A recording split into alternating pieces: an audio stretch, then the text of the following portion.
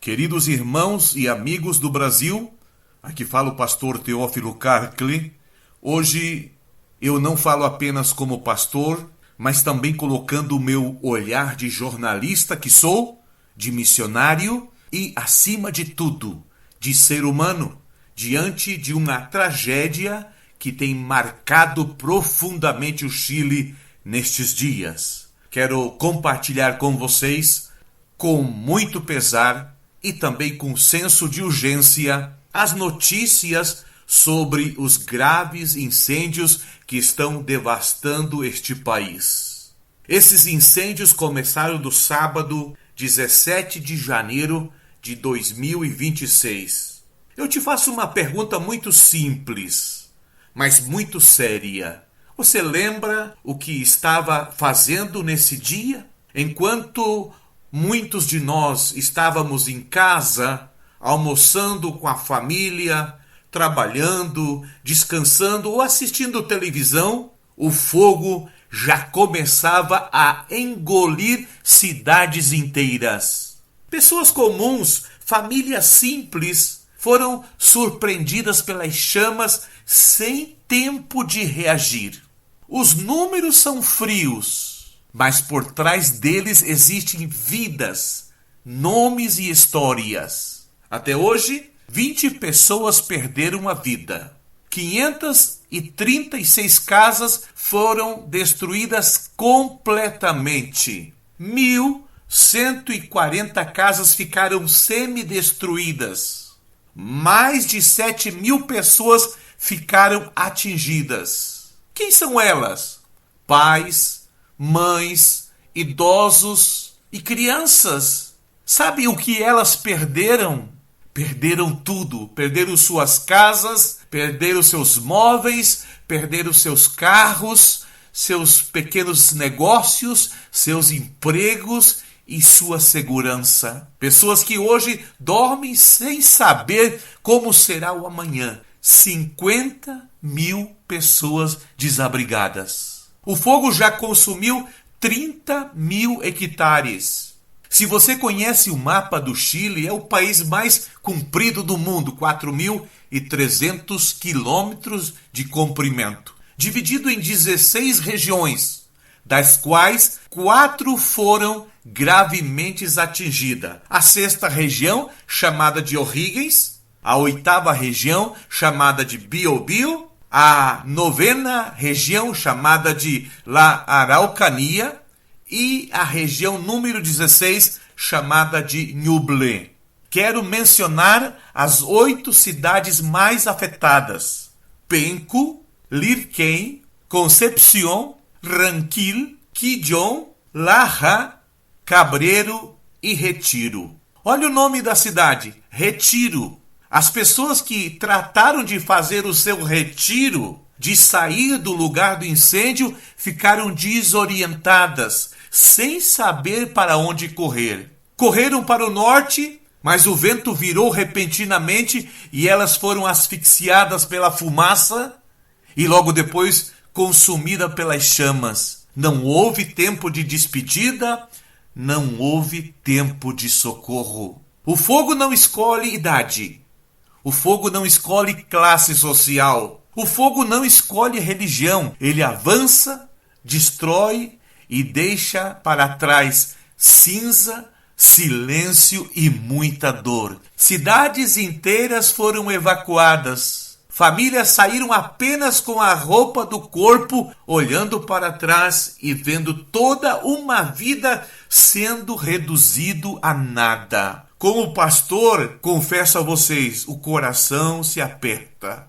Ver casas virarem cinzas, histórias interrompidas, crianças chorando, idosos sem forças para recomeçar. Muitos até conseguirão reconstruir, mas muitos outros viverão um luto profundo e silencioso, perdas que nunca mais serão recuperadas.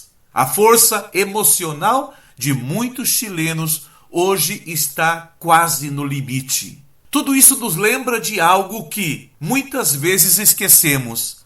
A vida é frágil. E por isso precisamos viver com mais compaixão, com mais fé e com mais responsabilidade espiritual. A palavra de Deus nos confronta na Epístola de Judas, capítulo 1, versículo 23, dizendo assim: arrebatando-os do fogo, salvai-os, e de outros tende misericórdia com temor. Existe um fogo físico que queima florestas, casas e cidades, mas existe também um fogo espiritual que consome vidas longe de Deus todos os dias. Diante de tragédias como essa, o Senhor nos chama não à indiferença, mas à misericórdia, à oração, ao socorro e ao anúncio de esperança enquanto ainda há tempo. Meu desejo era estar lá,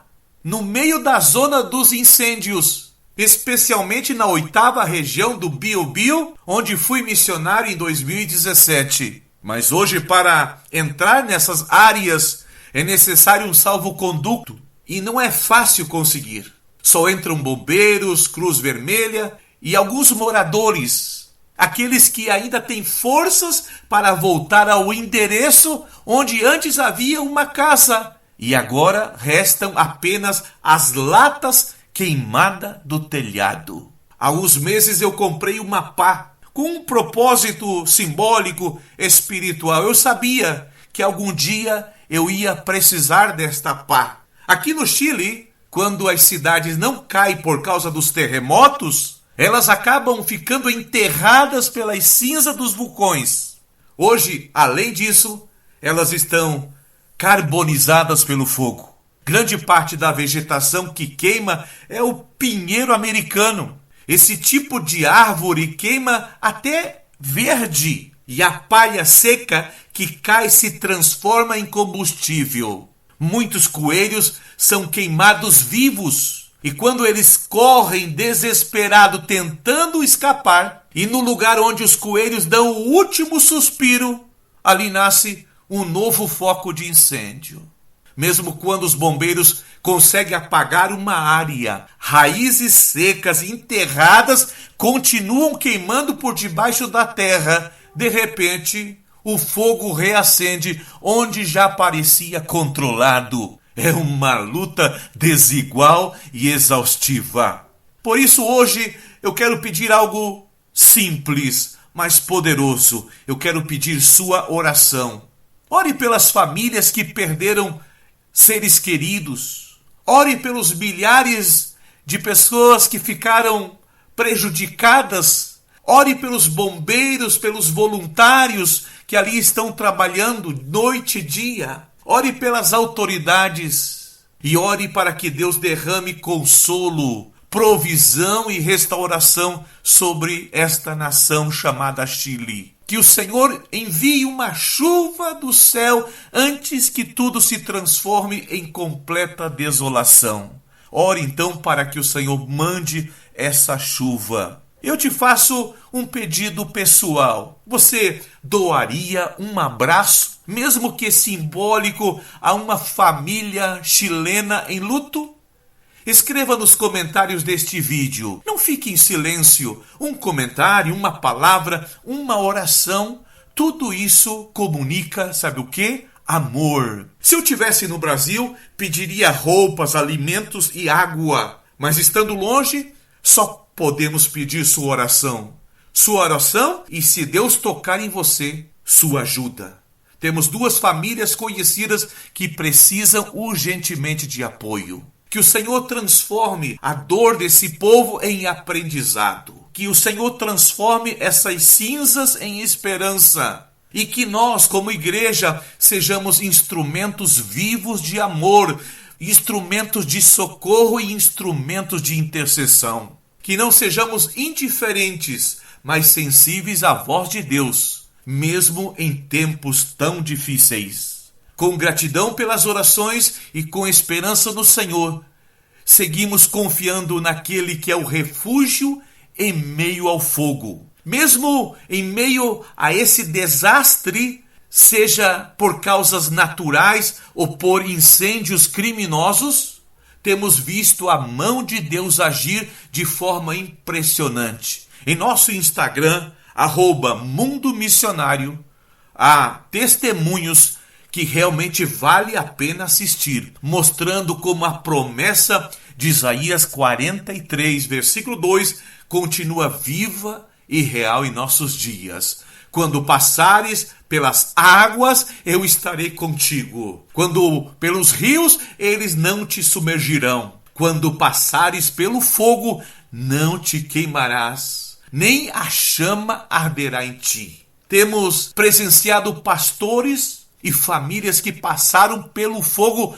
literalmente, mas não foram destruídos na fé. Mesmo em meio às cinzas, Deus tem sustentado corações, renovado forças e levantado a esperança. Por isso, fazemos uma pergunta sincera e direta: quem caminhará conosco apoiando o trabalho missionário que estamos realizando no Chile? Precisamos de parceiros para continuar levando abraços, palavra de ânimo, orações a pastores que perderam seus templos, perderam suas casas e em algum momento quase perderam a própria fé diante de tanta dor. Sua oração, seu apoio, seu carinho pode fazer a diferença. Juntos podemos ser instrumentos de Deus para restaurar o fogo que ainda está destruindo. Pastor Teófilo Carcle,